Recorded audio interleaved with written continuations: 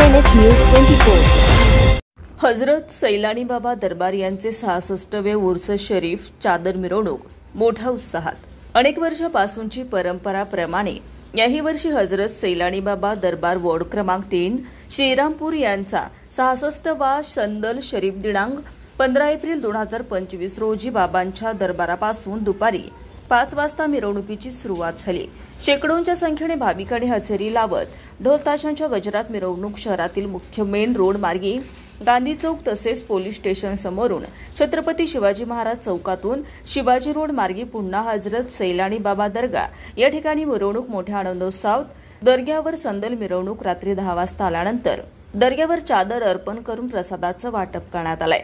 यावेळी श्रीरामपूर शहर अपर पोलीस अधीक्षक वैभव कुलबुर्मे, उपविभागीय पोलीस अधिकारी डॉक्टर बसवराज शिवपुजे, श्रीरामपूर शहर पोलीस निरीक्षक नितीन देशमुख यांनी पोलिसांचा चोख बंदोबस्त ठेवला होता। कायदा आणि सुव्यवस्था राखण्यासाठी योग्य असं नियोजन केलं होतं।